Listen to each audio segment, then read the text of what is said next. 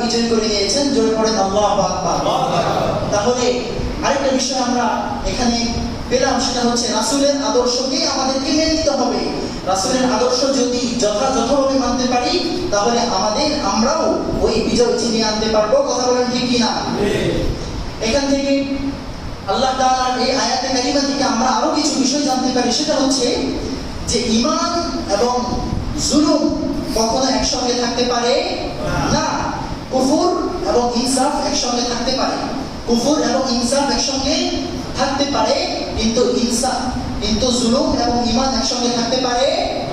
আচ্ছা, একটু কম্পেয়ার করে দেখেন বা উদাহরণ দিলে আপনারা ভালো করে বুঝবেন।